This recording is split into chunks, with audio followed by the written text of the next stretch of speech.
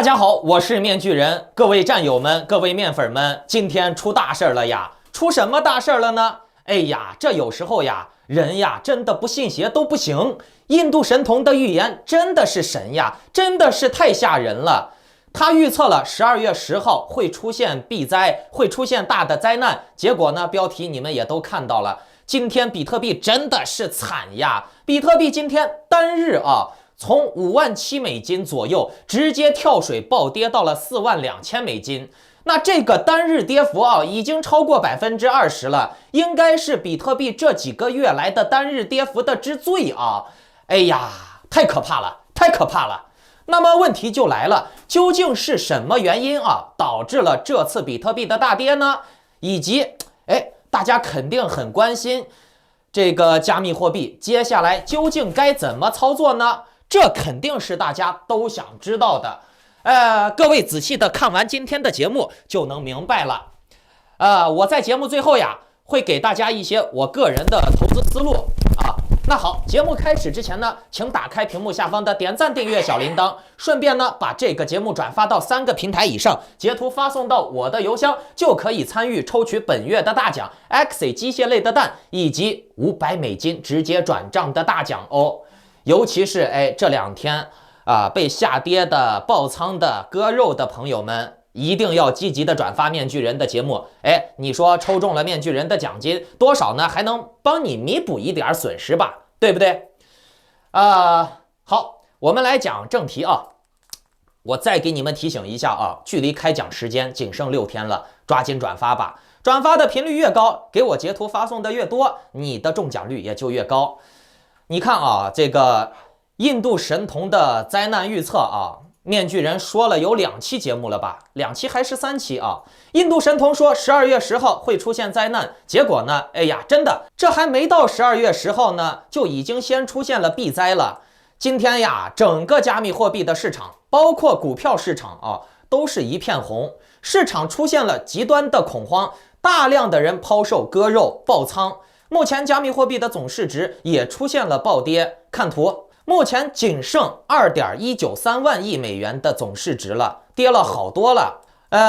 我们再来看一下公链的市值分布截止我做视频的时候，以太链缩水了 9.66%， 币安缩水了 11.77%， SOL 链缩水了 13.99%， 雪崩链缩水了 13.87%， 马蹄链缩水了 9.54%。马蹄链是这几大公链里面缩水最小的。当然了，这个跟马蹄链它共识比较强，比较冷门也有一定的关系。同样呢，面具人前段时间给大家推的这个马蹄链上面的幽灵币 GHST 依然稳如老狗，别人都在大跌，它还是在淡定的自我陶醉，只跌了一些吧。那面具人我之前就说过，像幽灵币 GHST 这种风格类的币它就是吸引那些有情怀的玩家，所以呢，它的共识就很强。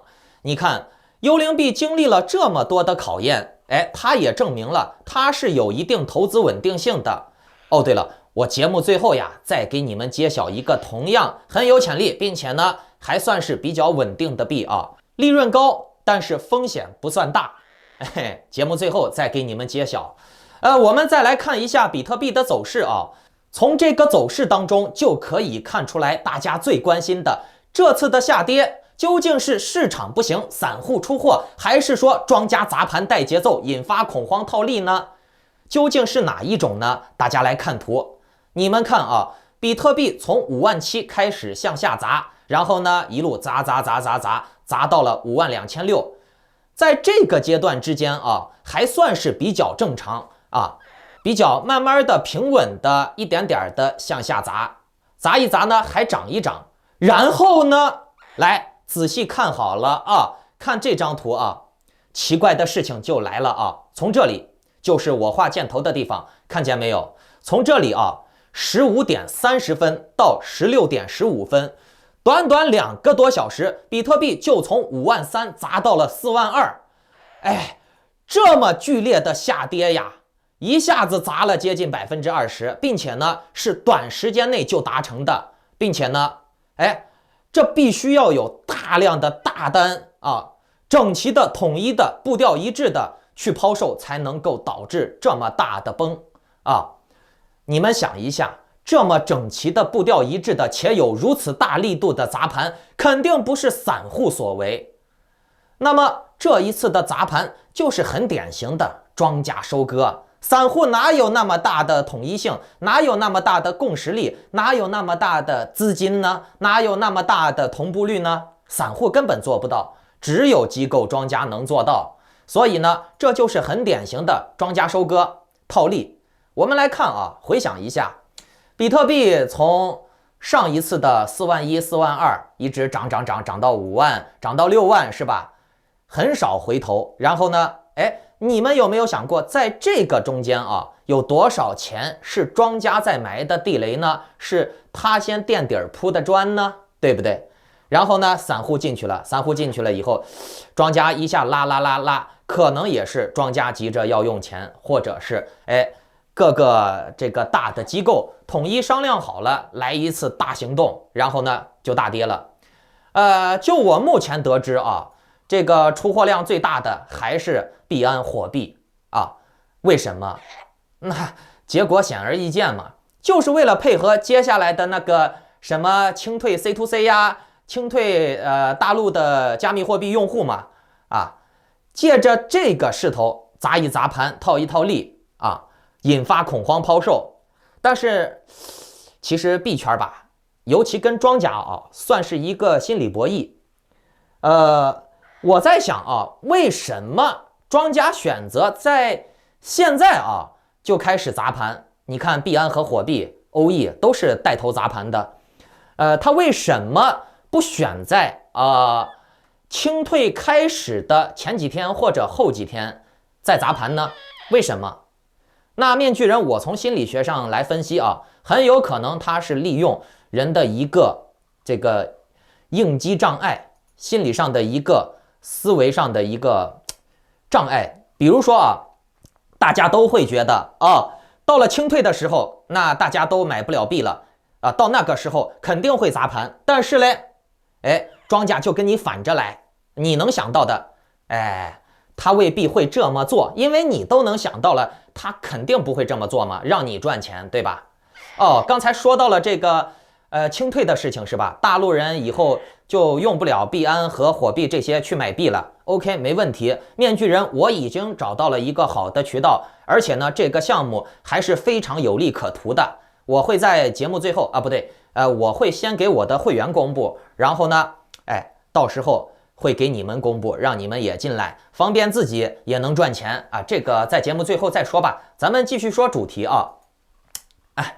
你看啊，比特币它最近也就是从6万多跌到5万多，5万多涨到了接近6万，然后再跌下来，就在这个区间来回震荡，对吧？最低也就是下探到了5.21这个区间，5.21万美元。那这就是一个很关键的位置了啊！注意啊，很多人会觉得比特币在5万左右就是一个支撑点，有强支撑，不会再跌下去了。包括有很多那些博主也是这样带节奏的，给大家心理暗示，说比特币在5万是强支撑点。所以呢，很多人都会选择在接近5万的这个位置去加仓。但是呢，大家来看图啊，面具人在1周前就已经在我的油管社区里面发了一个投票，做了一个测试。我在这个测试当中问大家，你们觉得比特币会不会去4万？那很显然易见嘛，面具人，我既然能这么问，肯定是代表我认为比特币会去4万的。结果呢，57%的人选择了比特币不会去4万，不会低于5万。所以呢，结果你们也都看到了，这就是面具人我刚才包括我一直以来都在说的大数据的威力很可怕。它会测试出市场所有人的行为，你什么时候会买入，你到了什么点位会割肉，测试的一清二楚，包括你每个币的平均持有时长这些你的数据，你的行为模式都被人家的大数据电脑掌控着呢。你别觉得你有多聪明，人呢其实也是很原始的动物，在高科技大数据的控制之下是非常无力的。人究竟有多无力啊？面对着这些大数据的控制和洗脑，你可以参考一下那些小粉红小粉绿，对吧？而且你们要记住，越是关注度高的币种，越是容易被控，因为有很多的资本机构都在里面监控，在里面要分一杯羹。所以呢，人家掌握天时地利人和，人家有天眼，有神之手，那你老百姓肯定是玩不过的。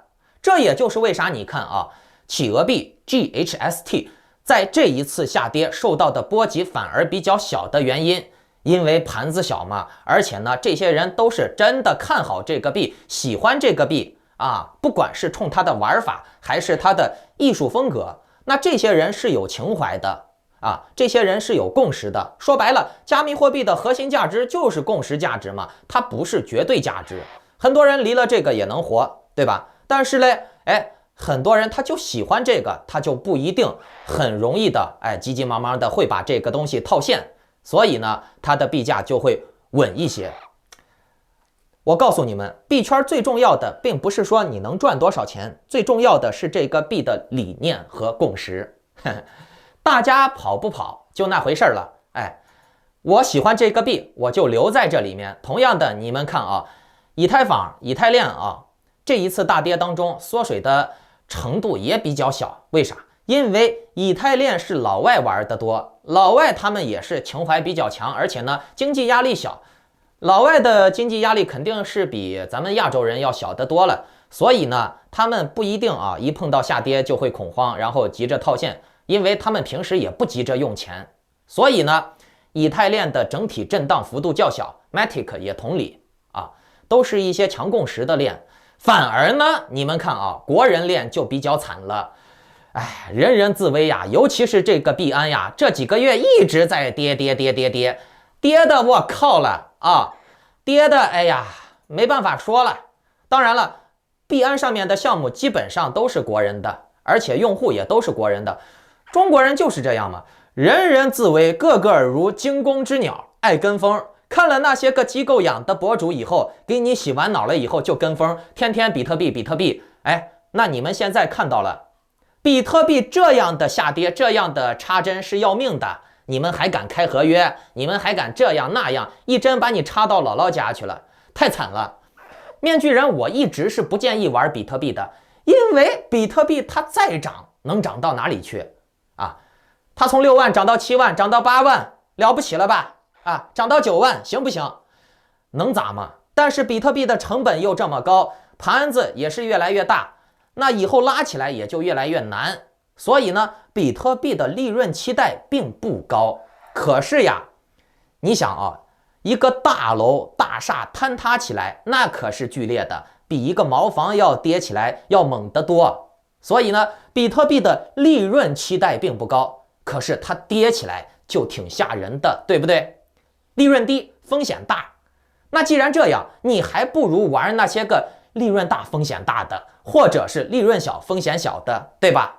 或者是利润大风险相对小的，那就是我们来看一下比特币啊，在整体市场不景气的时候，企鹅币 PEFI 昨天呀，就在大跌的那一段时间啊，比特币从5万多往4万多开始跌的时候，PFI 直接出现了一波逆势上涨，从1.5几涨到了1.7几，然后又回调到了1.4，甚至摸一下1.2都是有可能的啊，现在可能是1.3多吧。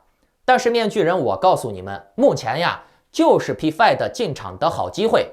我都说过了，企鹅币从1.0到1.3的这个波段的时代已经结束了，很难再回到那个波段了。现在呢，也就是1.3到1.6这个区间在做波段。因为作弊的人他很聪明，他会衡量一定的节奏，这个节奏是对他有利的。一旦来说这个节奏对他开始没利了，很典型的就是老百姓适应了这个节奏以后，用户们知道了你从1.3到1.6，我就1.3进1.6出。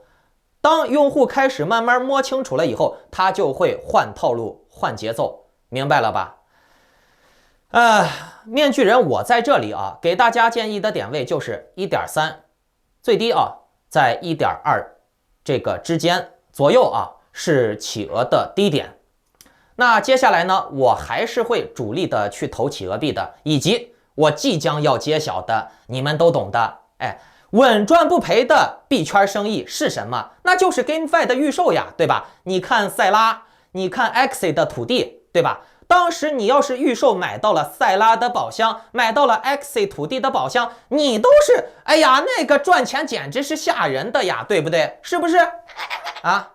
你只要去回看一下当年的那个 Axie 土地的箱子，然后包括塞拉的土地的箱子，你学我说话呢？啊，是不是？嘤嘤怪撒娇呢？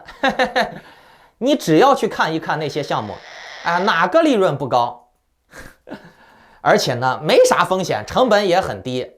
我告诉你们啊，我接的这个新项目，这个月应该就会出来啊。算了算了，天机不可泄露啊。我先说一个，哎，我上个节目给你们说过的，距离我揭晓还剩4天的，仅只用投入100U就能让你1个月赚上个300-500U是没啥问题的。当然了，这个项目我肯定也是先让我的会员们先进场啊，让他们先获利，毕竟人家掏会员费了嘛，人家获利无可厚非，对吧？然后嘞，我才会公开的给你们提供。当然了，你们也是能够用得到的。哎，尤其是等这个币安火币欧 E 清退了以后啊，既能方便你自己，还能让你赚到钱，而且呢，这算了，好处太多了，我不能说太多啊。如果有想要了解的参加面具人的早期项目的，以及获得更加准确的币的入场点位的，请下载 Line 或者 Telegram 搜索添加 ID Maskman118办理会员入群手续。当然你们也可以不加啊，继续学习画画吧。面具人，我的理念是涨有涨的玩法，跌有跌的策略。祝你好运，拜拜，再见，拜登，拜拜。